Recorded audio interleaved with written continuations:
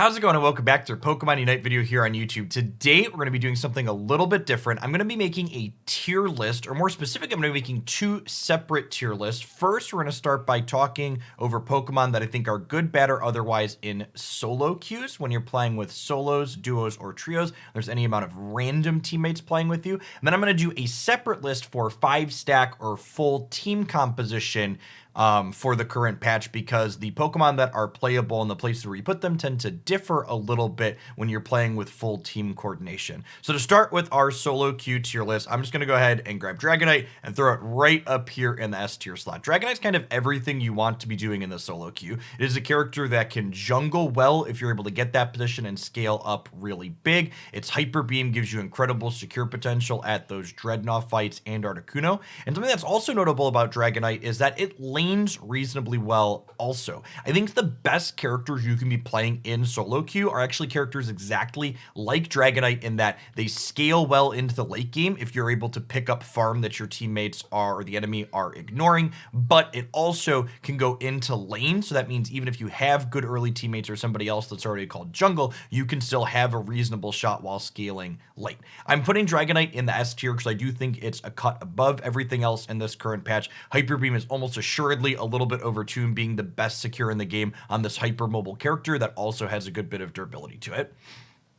This next character I think is one that's close to S tier, but not quite. They pulled back her healing a little bit in the most recent patch, and I think Zarina's at a pretty reasonable spot. That being said, she's super strong. She's probably the best character in the game right now at 5v1ing. Her triple axle, when you hit multiple opponents, just gives you so much sustain with that Queen's Majesty buff. Grassy Glide lets you run down people that are trying to get away from you, and more importantly, Grassy Glide is a great move for the solo queue because it lets you save your teammates to kind of get in over their heads. You can use Grassy Glide to pull enemies off of a teammate that would otherwise be dying. Similarly, while not quite on the same power level as Zarina, I think Venusaur is also a Pokemon I would put into the A tier for similar reasons. It lanes reasonably well, it can jungle okay, and it's a Pokemon that's excellent when it scales up to those levels 13, 14, 15 in the late game. So if you're securing extra farm that other people are leaving lying around, Venusaur is an excellent choice.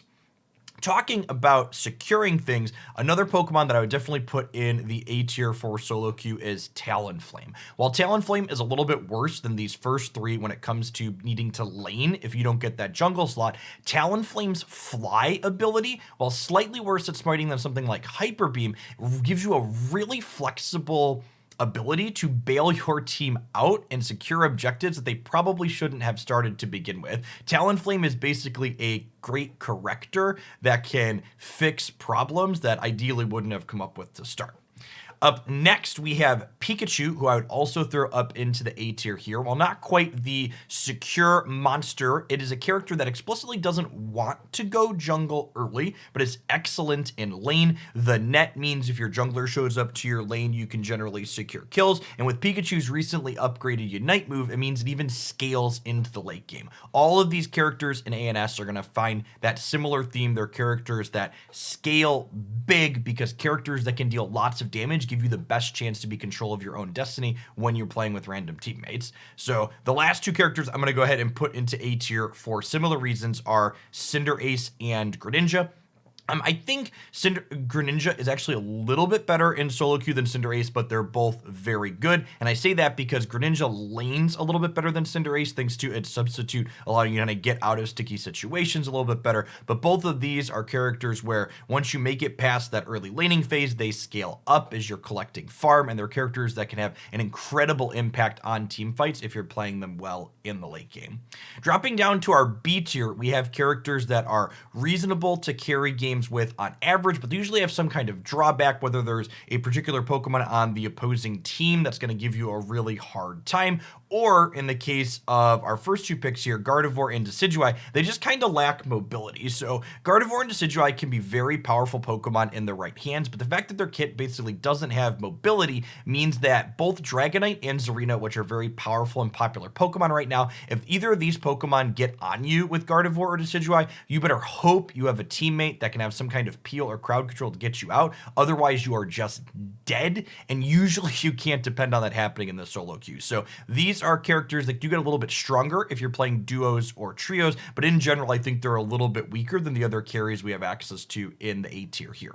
Speaking of characters that can peel a little bit, one of the only defenders I would recommend for playing in solo queues is Blastoise, and a big part of why I like Blastoise in solo queues has to do with its Unite move. I think Blastoise's ultimate is a ability that gives you more secure than anything else in the game, which, similar to Talonflame's Unite, it can kind of give that wrap up to secure an objective that maybe shouldn't have been started or was supposed to coin flip, and you just get it in your favor. The Surf and Hydro Pump on Blastoise also give you a lot of ability to save your teammates by peeling off of them, and Blastoise still does an okay amount of damage by itself.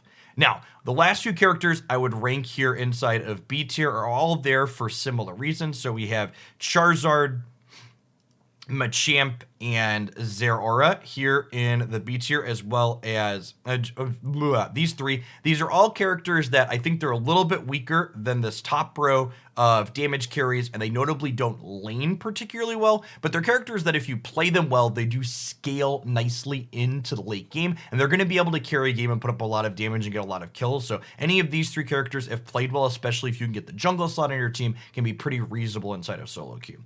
Now, I misspoke. I have two more characters to slot here into the B tier, and they are Lucario and Greedent. So while both of these characters are powerful if played well, one thing that they lack is scaling power in the mid to the late game, especially around that team fight at the end. These are characters that, they can't 5v1 particularly well. They're going to need the support of the teammates. They don't steal objectives particularly fantastically. So these are characters, if you have other teammates that know what's going on and you play these characters well, they can be fine. But I find both Greedent and Lucario struggle to carry a game on their own the same way these more damage-focused characters often do. Now, the C tier is basically littered with the supports and defensive characters that aren't Blastoise in this game. We've got Eldegoss and Blissey and Mamoswine and Snorlax and Wigglytuff, who are all very respectable, good Pokemon when you're coordinating well inside of 5 stacks, but in the solo queue, these are not characters that give you a lot of control of your own destiny. These are characters that if you're playing them well and your other teammates are on point, you can have a good time and they can be excellent characters, but if your team is kind of all over the place and they're not sticking with you, Slowbro's up in here too, you're just not going to be able to control the outcome of the game on your own like you can with characters that can chunk people out.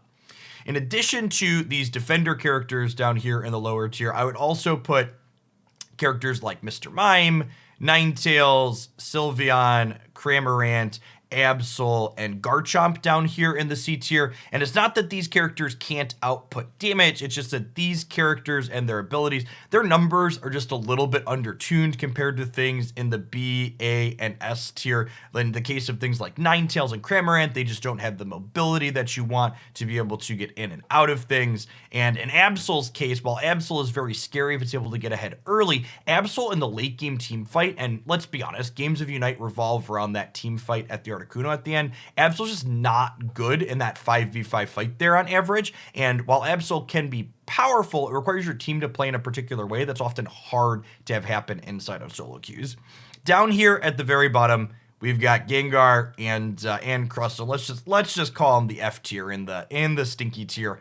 Gengar is probably the worst If you made me pick the worst between these two, I'm sorry, Gengar. I love playing you, but it's you. Gengar's a melee attacker that doesn't have any durability. It's all about its skill shots, and the off chance that you miss, you're just dead. Crustle, I think, was kind of okay at one point, but in this current metagame and stats, Crustle is basically just a worse Greedent.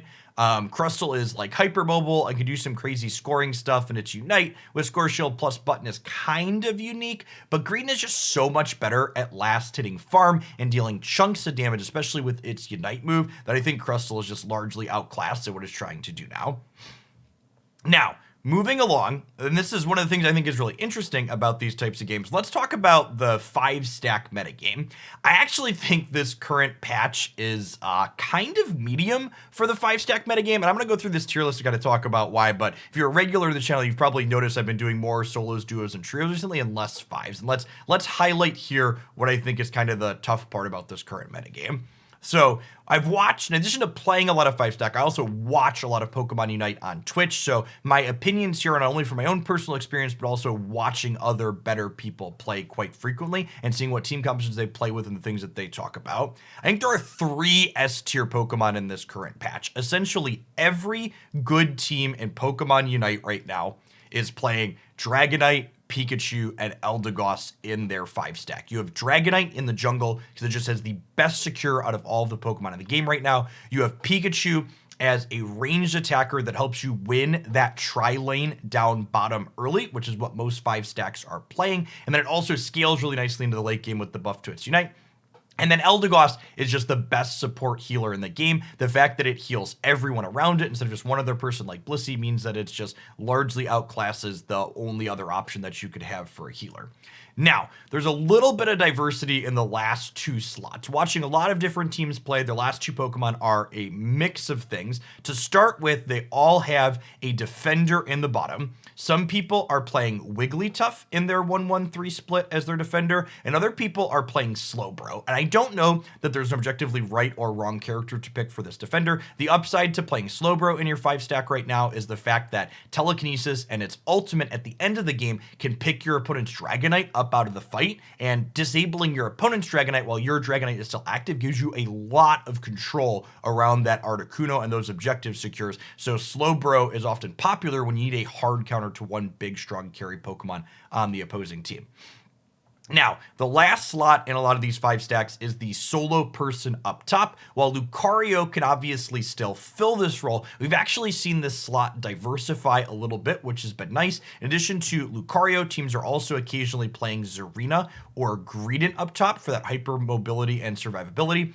Zarina is a pick that, while it's much weaker early, it scales much harder than either of these either 2 options late, especially because, again, going back to how important that Dragonite is, Zarina's Unite in those late game fights is kind of like a mini Slowbro Unite in that it grabs one person and it does a ton of damage to them, and it CCs them, pulling them out of the fight for a small bit, whereas Lucario's Unite is really mediocre. So what you do with this third slot can kind of vary depending on what your goals are as a team. Lucario lets you push your early advantage, Zarina gives you more power to play for late, and then Greedent is just, well, Greedent's just annoying. So it kind of goes around and never dies.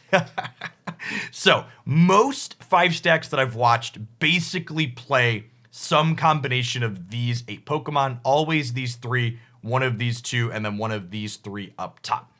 There are some small variations I think you can do to this, but at the core in this current patch, I think these are the best Pokemon you can be playing in a 5. Now, what small variations can you do that are somewhat reasonable? Cinderace and Greninja are still seeing some fringe play, and what teams are doing with Cinderace and Greninja, they're basically setting themselves up to be bigger and have more damage late game. So typically they'll put Cinderace or Greninja into their jungle, and then they will shift Dragonite into that ranged attacker slot in their bottom lane, and they'll cut their Pikachu. This gives them a second 3-stage Pokemon. Often they'll have Zarina with this as well to really maximize how many 3-stage Pokemon they have. They're assuming they're going to give up a little bit of the early game to then be bigger than the opposing team in the late game to be more likely to win at that Zapdos fight.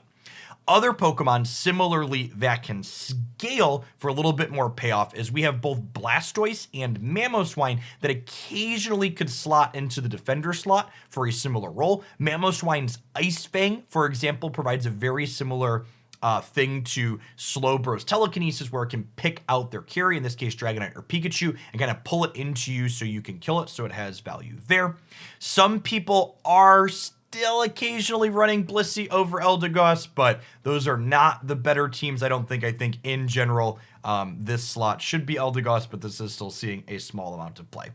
The rest of the characters in here, I'm going to put them into C, D, and even an F tier because, let's be honest, in 5 stacks, Gengar deserves its own tier. But in this case, these are the Pokemon. If I was looking to be really competitive, I would only be playing a mix of these top 8. If I was looking to try and metagame a little bit and try and figure something else, I think I would expand into B, especially these 4. But I think a lot of these C's, D's, and F's, they're pretty stinky, so I'm going to run through these really quick here. Venusaur basically just got outclassed by Dragonite as the extra attacker that scales. Snorlax, its Unite is just so bad, and the fact that they buffed Mamoswine, I think, means that Mamo is often just better than Lax, and Wiggly and Slowbro often are better as well. Mr. Mime is kind of a cute pick if you're looking to kind of coin flip your Bs, but it gives you less control, and his Unite is, again, not impressive in the late game, and I think especially against opposing Dragonite, the burst from this is embarrassing compared to Hyper Beams that are popping off. Gardevoir and Decidueye could kind of serve this role, but their lack of mobility, generally speaking, leaves them not being fantastic. Charizard, again, just kind of worse than what these Pokemon do in that slot as well. In the F tier, I'm going to skip over this and fill these in. We've got Gengar and Crustle, and the rest of these Pokemon, I'm just going to go ahead and fill on in to the D tier here. Oh, I almost did Talonflame dirty. Talonflame I'll give a C to. I think maybe there could be something to explore with Talonflame and Dragonite on the same team, so you have 2 really good secures giving you an even better chance to coin flip, but it's also worth noting that a level 15 Talonflame's Fly does less damage than a fully stacked Hyper Beam. So if your Dragonite misses and their Dragonite was firing up as well, there's a good chance their Dragon's gonna get it, and it's not gonna be your Talonflame. I also, in experience, Talonflame's one-on-one matchup into Zarina is also not great and similar into Greedent, so I think if Lucario is seeing less play, this character also gets worse there as well. Whew! I appear to have rambled for over 15 minutes. I'm not sure how long I was expecting this to take, but I feel like I had a lot of things to say. I think most of it was intelligible and made sense. Let me know in the comment down below if you liked this. Is this something I should do, you know, every time we have a major patch? I think probably need a week or so at least to kind of shake out and see how things are. Obviously, I don't intend to be one of those people that's going to give you a tier list the day after a patch releases. I want personal experience with these things. I want to be able to watch the other better players and see what they're doing as well. But I think this was neat. Did you find it informative? Leave a thumbs up if you did. If you're new to the channel and enjoyed this, drop a subscription. You can check out all my other gameplay content. I highlight a different Pokemon here 7 days a week, play a wide range of things, mix of solos, duos, trios, even 5s when I'm enjoying that. Although I think, like I talked about here, I'm not a huge fan of the current metagame. It's a little bit narrow in terms of team building, but looking forward to a balanced patch and diving back into 5s. Thanks for watching. I'll be back tomorrow with another highlight here on YouTube.